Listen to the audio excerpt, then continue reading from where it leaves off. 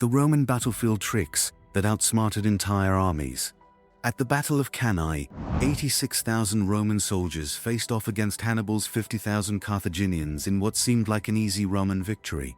The Romans had superior numbers, better equipment, and the confidence that came from conquering most of the Mediterranean world. 8 hours later, 70,000 Romans lay dead on the battlefield, victims of the most brilliant tactical deception in military history. Welcome back to Chapters in History. I'm your host, and today we're revealing the ingenious battlefield tricks that allowed Roman commanders to outfight, outthink, and utterly destroy enemies who should have crushed them. If you're new here and love exploring the tactical genius that changed the course of history, make sure to subscribe and hit that notification bell so you never miss our deep dives into the past. Everyone knows Rome conquered through discipline and superior equipment. But the real secret of Roman success lay in their commanders' ability to turn battlefield disadvantages into crushing victories through pure cunning. Today, we're exploring the deceptions, feints, and psychological tricks that allowed outnumbered Roman armies to destroy forces twice their size. From fake retreats that lured entire armies into traps, to battlefield illusions that made small forces appear massive, Roman generals were masters of military misdirection. These weren't just lucky victories, they were carefully orchestrated deceptions that required perfect timing, incredible discipline, and a deep understanding of enemy psychology. Prepare yourself for stories of battles where Roman cleverness triumphed over overwhelming odds, proving that in warfare, brains often matter more than brawn. Chapter 1. The Art of Tactical Deception. Before we dive into specific battles, you need to understand that Roman battlefield trickery wasn't just improvisation. It was a sophisticated system of deception techniques, passed down through generations of military commanders. Roman generals studied previous campaigns, analyzed enemy psychology, and developed standardized methods for turning enemy strengths into fatal weaknesses. The Romans understood something fundamental about human nature in warfare. Armies, no matter how large or well-equipped, could be manipulated through their emotions. Fear, overconfidence, confusion, and greed could all be weaponized against enemies if Roman commanders could create the right conditions on the battlefield. Roman military training emphasized flexibility and adaptability in ways that other ancient armies didn't. While most forces relied on rigid formations and predetermined battle plans, Roman legions were trained to execute complex maneuvers in the middle of combat, allowing their commanders to spring tactical surprises that enemies couldn't counter effectively. The Romans also perfected the use of battlefield intelligence gathering. Before major battles, Roman scouts would study enemy camp routines, identify key commanders, observe tactical preferences, and look for psychological weaknesses that could be exploited. This intelligence became the foundation for elaborate deception plans designed to exploit specific enemy vulnerabilities. Roman commanders were taught to think like chess masters, always planning several moves ahead and preparing contingencies for different enemy responses. They understood that the best battlefield tricks weren't reactive, they were proactive strategies that forced enemies to respond in predictable ways that played into Roman advantages. What made Roman deception tactics particularly effective was their integration with standard Roman military procedures. Enemy commanders who thought they understood Roman tactics would find themselves facing variations they'd never encountered, executed with precision that suggested these weren't desperate improvisations, but carefully planned operations. The Romans had a saying, "The enemy always does what you expect, if you know how to make them expect the wrong thing." This philosophy guided their approach to battlefield deception, and helps explain why Roman armies consistently defeated larger, better-equipped forces through superior tactical thinking. Chapter 2. Scipio's Masterpiece, the Battle of ILIPA. To understand Roman tactical genius at its peak, we need to examine Scipio Africanus, its victory at the Battle of ILIPA in 2006 BCE. This wasn't just a military triumph, it was a masterclass in psychological manipulation that destroyed a Carthaginian army through pure strategic deception. Scipio was facing a massive Carthaginian force in Spain, led by experienced generals who had been fighting Romans for years. The enemy army was larger, included seasoned Carthaginian veterans and was positioned on advantageous ground. By conventional military wisdom, the Romans should have avoided battle or been crushed in a direct confrontation. Instead, Scipio devised a deception so elaborate it took weeks to execute properly. For days before the battle, he deployed his forces in the same formation every morning: Roman legions in the center, allied troops on the flanks, cavalry on the wings. The Carthaginians, observing this pattern, arranged their own forces accordingly, with their best troops positioned to face the Roman center. But on the morning of the actual battle, Scipio completely reversed his deployment. He placed his allied troops in the center and positioned his best Roman legions on the flanks, while his cavalry took advanced positions that suggested he planned to attack immediately, rather than following his usual cautious approach. The Carthaginian commanders, caught off guard by this sudden change, had to hastily reorganize their battle line. But Scipio wasn't finished with his deception. Instead of attacking immediately as his formation suggested, he delayed the advance for hours, forcing the Carthaginians to stand in battle formation under the hot Spanish sun, while Roman soldiers rested in their camp and ate breakfast. When the Romans finally attacked, they did so with a tactical innovation that completely confused their enemies. Instead of advancing in a straight line, Scipio ordered his flanks to advance rapidly, while holding his center back, creating a concave formation that enveloped the Carthaginian battle line from both sides simultaneously. The Carthaginians found themselves fighting a battle they hadn't prepared for, using a formation they hadn't practiced, while exhausted from hours of standing in the sun. Their commanders couldn't adapt quickly enough to counter Scipio's unorthodox tactics, and their army disintegrated under pressure from multiple directions. The victory was so complete that Carthaginian power in Spain was permanently broken, and Scipio gained the reputation as a tactical genius that would serve him well in his later campaigns against Hannibal himself. Chapter 3. The Fake Retreat. Rome's Deadliest Deception. One of Rome's most effective battlefield tricks was the feigned retreat, a maneuver so dangerous that it required incredible discipline to execute, but so devastating that it could destroy entire enemy armies in minutes. The Romans perfected this tactic into an art form that consistently lured overconfident enemies into deadly traps. The fake retreat worked by exploiting a fundamental aspect of human psychology in warfare: the irresistible urge to pursue fleeing enemies. When soldiers see their opponents running away, their natural instinct is to chase them down and complete the victory. Roman commanders understood this weakness and used it to manipulate enemy behavior in predictable ways. The key to a successful feigned retreat was perfect timing and communication. Roman units had to appear genuinely defeated and panicked, while maintaining enough cohesion to execute complex maneuvers when the trap was sprung. This required months of training and absolute trust between officers and soldiers, since any hint of organization would alert enemies to the deception. At the Battle of Sentinum, in 2095 BCE, Roman consul Publius Decius Mus used a feigned retreat to destroy a massive coalition of Italian tribes that had united against Roman expansion. When the enemy forces charged after the fleeing Romans, they found themselves scattered across the battlefield in small, disorganized groups, perfect targets for the Roman cavalry that had been hidden in nearby woods. The Romans refined this tactic by adding layers of deception that made it even more effective. They would scatter fake equipment during their retreat, suggesting panic and disorganization. They would have soldiers deliberately stumble and fall, then get up and continue running. Some units would even abandon their standards, something genuine Roman soldiers would never do, to sell the illusion of complete defeat. The most sophisticated fake retreats involved multiple phases that kept enemies off balance for hours. Romans would retreat, allow themselves to be pursued, then turn and fight briefly before retreating again. Each cycle would lure enemy forces further from their original positions and deeper into prepared killing grounds where Roman reserves waited in ambush. Enemy commanders who fell for fake retreats often found their victories turning into disasters within minutes. Pursuing forces that had broken formation to chase fleeing Romans suddenly discovered they were surrounded by fresh Roman troops attacking from prepared positions. The psychological impact was devastating. Soldiers who thought they were winning a great victory suddenly realized they had been outmaneuvered by enemies they thought were defeated.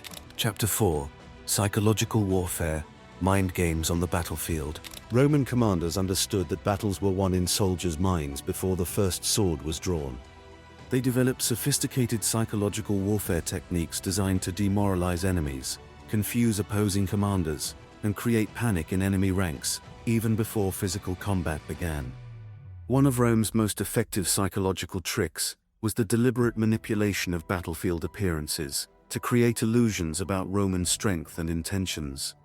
Roman armies would use false banners to make small forces appear larger, deploy dummy siege engines to suggest capabilities they didn't possess, and march the same troops past enemy scouts multiple times to inflate apparent numbers.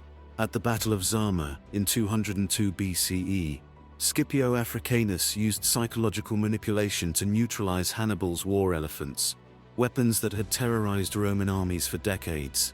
Instead of trying to fight the elephants directly, Scipio created corridors in his battle formation that channeled the charging beasts harmlessly through Roman lines, while Roman trumpeters created cacophonous noise that panicked the animals and sent them rampaging through Hannibal's own forces.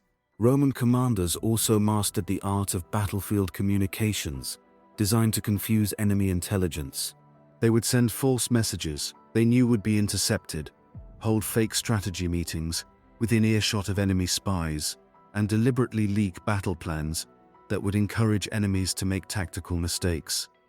The Romans were pioneers in using sound as a psychological weapon. Roman war horns weren't just used for communication, they were deliberately tuned to create frequencies that induced fear and confusion in enemy troops. The famous Roman battle cry wasn't just intimidation, it was coordinated sound warfare designed to drown out enemy commands and create the impression of a much larger force. Roman psychological warfare extended to their treatment of prisoners and deserters. They would often release captured enemies after treating them well, knowing these men would return to their own armies with stories about Roman strength and mercy that would undermine enemy morale. Conversely, they would sometimes execute prisoners in sight of enemy forces to demonstrate the futility of resistance. The most sophisticated Roman psychological operations involved long-term manipulation of enemy decision-making. Roman commanders would deliberately lose minor skirmishes to encourage enemy overconfidence, retreat from strong positions to lure enemies into weaker ones, and even sacrifice expendable units to convince enemies that Roman tactics were predictable and ineffective. Chapter 5. The Double Involvement. Hannibal's Genius at CANNAE. While we're discussing Roman tactical brilliance, we must acknowledge the greatest battlefield deception ever executed against Roman forces, Hannibal's double envelopment at CANNAE in 2016 BCE. This wasn't a Roman trick, but it represents the pinnacle of tactical thinking that Roman commanders later adopted and improved upon. Hannibal faced a Roman army nearly twice the size of his own force, commanded by consuls who were confident that superior numbers would guarantee victory. The Romans deployed in their traditional formation, a deep, powerful center designed to smash through enemy lines by sheer force, supported by cavalry on the flanks. Hannibal's response was audacious beyond belief. Instead of trying to match Roman strength with strength, he deliberately weakened his center and placed his best troops on the flanks, creating a battle line that was strongest where the Romans were weakest, and weakest where the Romans were strongest. When the battle began, Hannibal's center, composed of relatively inexperienced Gallic and Spanish troops, began retreating under Roman pressure, exactly as planned. The Romans, sensing victory, pressed their attack harder, pushing deeper into the Carthaginian formation and becoming more densely packed as they pursued what they thought were fleeing enemies. But as the Roman center advanced, Hannibal's flanks, composed of his elite African infantry, closed in from both sides like the jaws of a trap. The Romans suddenly found themselves surrounded, unable to use their superior numbers because they were packed too tightly to maneuver effectively. The psychological impact was devastating. Roman soldiers who had been confident of victory moments before suddenly realized they were trapped in a killing ground with no escape. Panic spread through the Roman ranks as men in the center found themselves pressed against their own comrades, while enemy spears stabbed them from 3 directions. The slaughter continued for hours. Roman soldiers couldn't retreat because of the press of their own forces behind them, couldn't advance because of the wall of Carthaginian spears in front of them, and couldn't spread out because of the African infantry on their flanks. They died where they stood, victims of the most brilliant tactical deception in military history. CANNAE became the template for perfect battlefield victory, studied by military commanders for the next 2,000 years. It demonstrated that superior tactics could overcome almost any numerical disadvantage, and that the cleverest battlefield plan was worth more than the largest army. Chapter 6. Roman Adaptations. Learning from defeat. The genius of Roman military culture lay not just in their own innovations, but in their ability to learn from defeats and adopt enemy tactics that had proven effective against them. After CANNAE, Roman commanders spent years studying Hannibal's methods and developing their own versions of the tactical principles that had made the double envelopment so devastating. Roman generals began experimenting with more flexible formations that could respond to unexpected enemy maneuvers without losing cohesion. They developed new training methods that emphasized rapid formation changes and practiced complex maneuvers that would allow them to execute their own envelopment tactics against future enemies. The Romans also began incorporating psychological warfare techniques they had observed in Carthaginian operations. They learned to use battlefield deception, feigned weaknesses, and tactical retreats as offensive weapons rather than just defensive measures. Most importantly, they began thinking about battles as psychological contests, where victory went to the commander who could best manipulate enemy decision-making. At the Battle of Bacula in 208 BC, Scipio Africanus used a modified version of Hannibal's CANNAE tactics against a Carthaginian army, demonstrating how Roman commanders had internalized the lessons of their greatest defeat and turned them into weapons against their former teachers. Roman military innovations accelerated after CANNAE because Roman commanders understood that their traditional advantages, discipline, equipment, and logistics, weren't enough against enemies who could outthink them tactically. They needed to become more creative, more flexible, and more willing to take calculated risks in pursuit of decisive victories. The Romans developed new battlefield communication systems that allowed for more complex maneuvers, created specialized units trained for specific tactical roles, and began promoting commanders based on tactical innovation rather than just administrative competence. By the time of the Second Punic War's end, Roman armies had evolved into something far more sophisticated than the disciplined but predictable legions that had suffered at CANNAE. They had become tactically flexible forces, capable of adapting to any enemy strategy and turning defensive situations into offensive opportunities through superior battlefield thinking. Final chapter. The legacy of Roman tactical genius. Roman battlefield tricks weren't just clever military maneuvers. They represented a revolutionary approach to warfare that emphasized intelligence, adaptability, and psychological understanding over brute force and numerical superiority. These innovations changed not just how Romans fought, but how warfare itself was conducted for centuries afterward.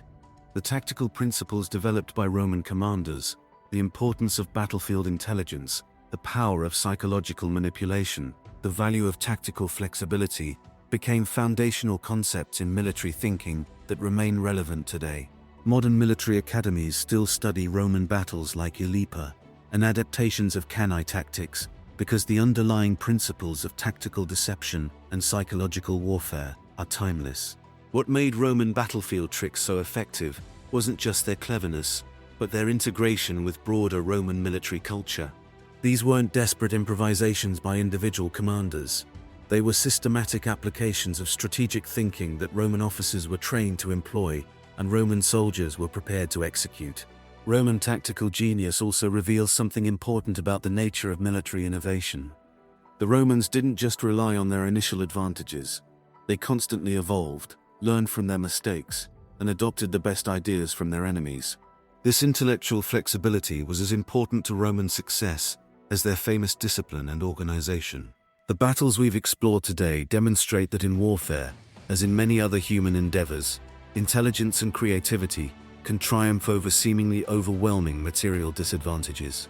A smaller force led by a brilliant commander who understood enemy psychology could defeat much larger armies commanded by generals who relied only on conventional tactics.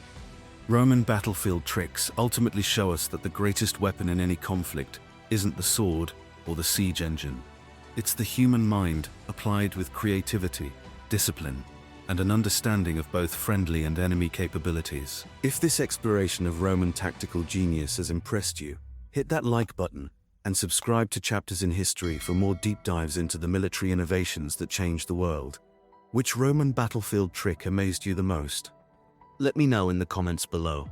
Until next time, keep exploring the chapters that shaped our world, and remember that sometimes the greatest victories come not from overwhelming force, but from overwhelming cleverness.